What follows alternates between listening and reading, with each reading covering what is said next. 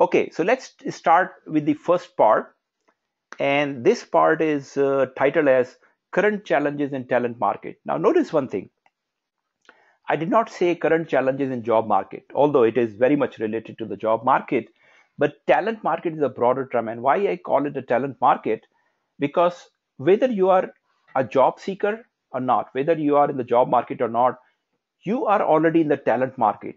All of us, you and me, are knowledge workers in the modern terms. And as a knowledge worker, we sell our talent to the companies we work for. And when we work for companies selling our talent, we become a talent marketer. And as a talent marketer, we have to be in the talent market and we have to really manage the marketing on an ongoing basis. The mistake many people make that they say, okay, I'm looking for a job, and they do very active search and do a lot of work. But as soon as they get a job, they become very passive and complacent and don't do anything to manage their career. Well, the world has changed. The game has changed actually. So whether you are looking for a new job or you are already gainfully employed, satisfactorily employed, managing your talent and managing your career is an ongoing job. Let me quote here very important from Peter Drucker. So I'm sure all of us know about Peter Drucker, a very wise man related to the corporate world.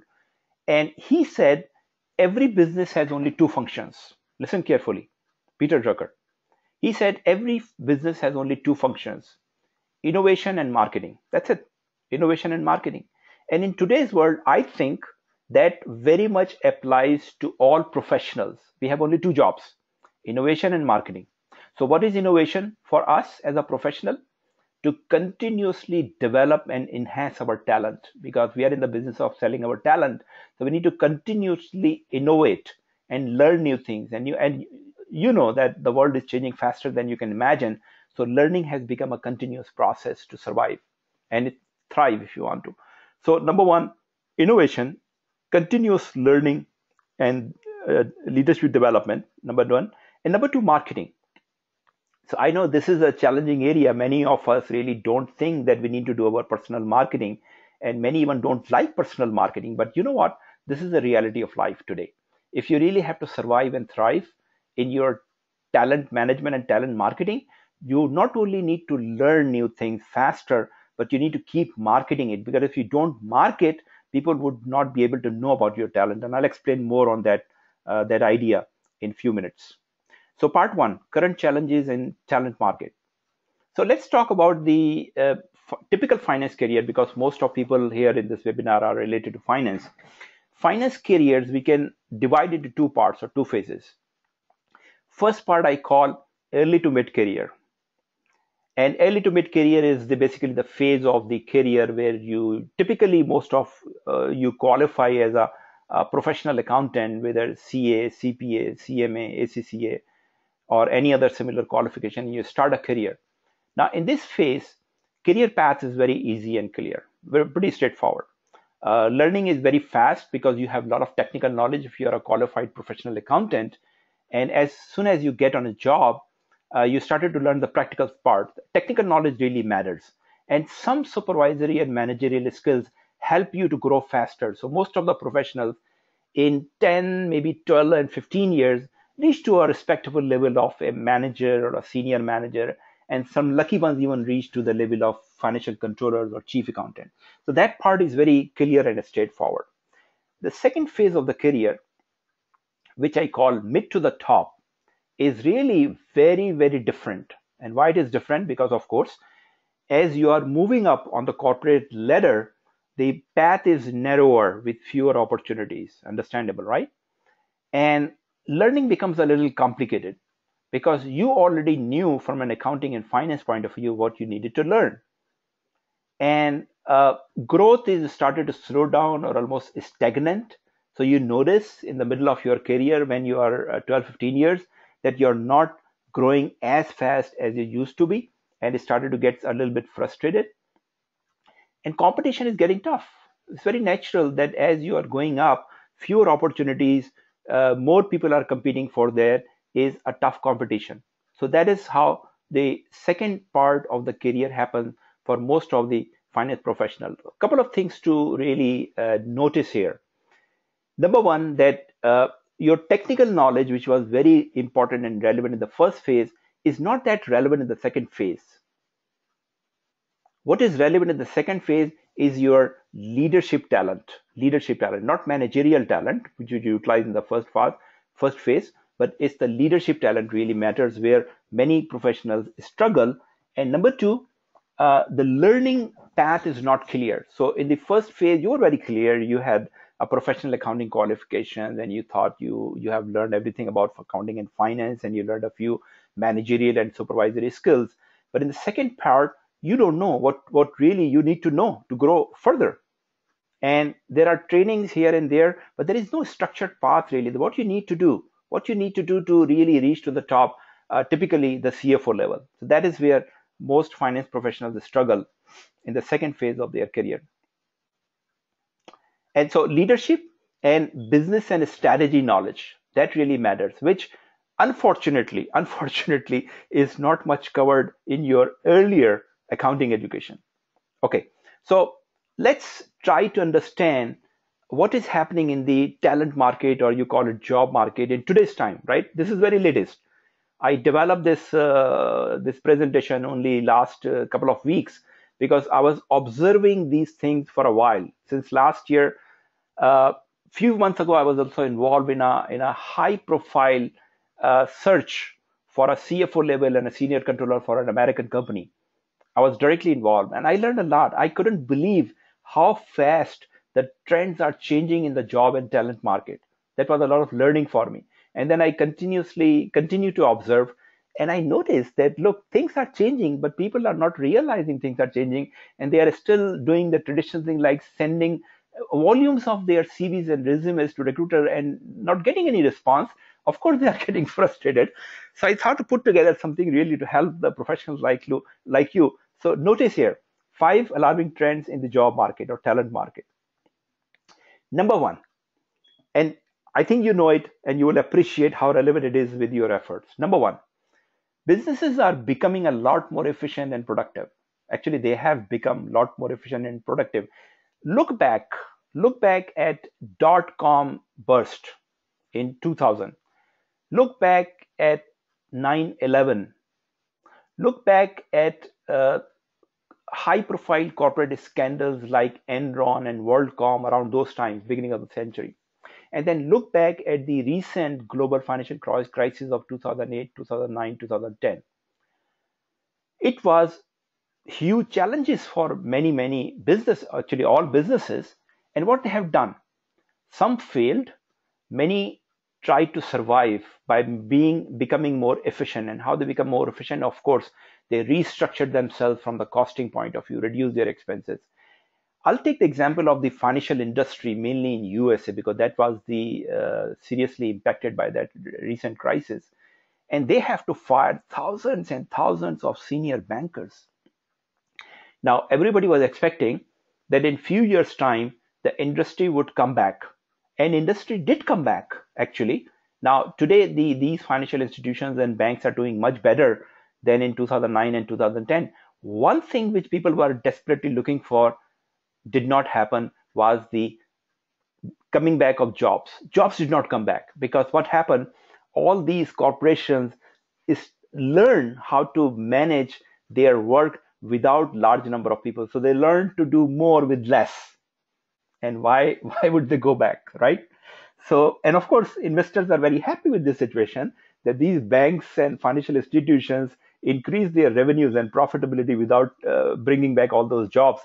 And not only the financial industry, all other industries did the same thing with this crisis, that they become much more efficient. So that's one major phenomena, that businesses are growing, but the jobs are not growing in proportion to their growth in sales and profitability. Very strong trend. Keep this in mind, number one. Number two, talent demand and supply is out of proportion. So on the one hand, jobs are not growing as fast as they should, but at the same time, talent is growing much fast, right? So in the last, again, 10, 15 years, there is a lot of competition for the jobs, right? So the candidates or the people or the new students coming up in the market, they are saying, look, it's not easy to get a job. So let me really do my master's, let me do my other professional qualifications. And so that's one, there is more demand to really get qualified and learn and get achieve more education. At the same time, the education sector has become much more commercialized. So there is a mushroom growth of universities and schools and institutions who are offering these qualifications. Now, these two factors combined, there is an oversupply of talent. I mean, even if you look at the finance and accounting industry, there is a huge growth of qualified accountants, which is the main qualification, main professional talent to feed the industry. And unfortunately, now we see that qualified accountants are accepting very low level jobs. In fact, I know a couple of specific examples where qualified chartered accountant have accepted a job of payable or receivable administrator, which was never thought of the chartered accountant to do their job. But since jobs are not available, so they are accepting it, of course, at a low salary. So that's other significant trend, quite contrasting, quite conflicting. Jobs are not growing and the talent is growing faster than ever. A third very important factor. Now, with this oversupply or abundant supply of talent, employers are becoming less loyal to their employees, even older employees. So employers know it very well that if someone leaves, they could immediately hire another person, probably better than the incumbent, right? So if they know that one senior employee working for 20 years, of course, with 20 years, they have increased their salary because of the seniority. And somehow, if that person they have to replace, there would be at least 10 people line up to do that job. And by law of averages, 5 probably would be better than the incumbent at a lower salary, right? It all makes sense. And businesses are getting brutal. Businesses are in the business to make money, not really provide employment. That's not the objective of business. So they are also becoming very crude dealing their employees. Now, there are, of course, exceptions. There are corporate stars who are taken care by their employers. But generally speaking, employers are not worried to retain their employees. If they have to really replace them, they don't think twice and go faster. So that's the third fuel on the fire, actually, if you take that way. Number 4, of course, there are jobs. Of course, there are openings. So it's not that all jobs are eliminated. And of course, recruiters are doing their business and prospective employers are looking for candidates, but they are getting overwhelmed because what happens if a good job is posted online today, online, within 24 hours, there is a tendency to have at least 500 resumes available, 500 within 24 hours. Now, who has time to go through 500 resumes? One of my friend in Dubai, Matt Lewis, who worked for a very large global search firm, told me that a few years ago, recruiters and search executives only used to spend 15-20 seconds per resume or per CV. 15-20 seconds, think of this. And he said today they only spend 5-6 seconds, 5-6 seconds. So if you are sending your CV to a recruiter, even if you are able to get 5-6 seconds of attention of a recruiter, what are the chances that they would understand your background and your talent and your qualification, right? So what is happening? Recruiters do not have time. They are finding it very difficult to post the jobs and handle hundreds of resumes, if not thousands. So what they are doing? They are not posting jobs anymore. So that brings us to the 5th trend, that few jobs are being posted publicly. So we knew there are always hidden jobs, right? We always knew there is a lot of hidden jobs and very few advertised, but that trend has become even stronger. Today, even there are less jobs being posted because recruiters and employers are scared that if they post a job, it would be very difficult for them to handle the level of response from the job seekers. So what they do, instead of really posting a job, they started to look quietly themselves that where the right candidates are. So, and for an average job seeker, if you are not really have a good network, you only depends on the posted job in the internet, you have even more difficult and more increasing challenges to find any opportunities.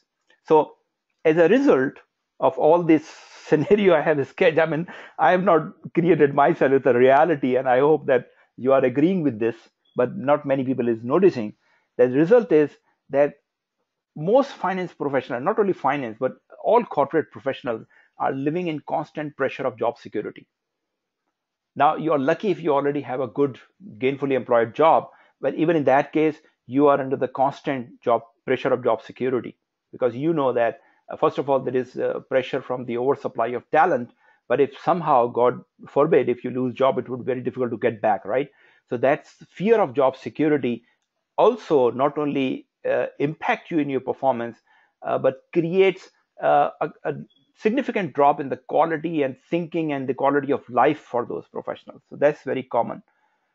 And as a result, we all feel that we are trapped in our jobs, most finance professionals. And to mitigate the risk of job security, you try to spend more time, more effort, more hard work. You try to basically devote your life to your work. And as a matter of fact, I call it you are living in your jobs day in and day out. You are living in your job just to secure the job. Isn't that true for most of us?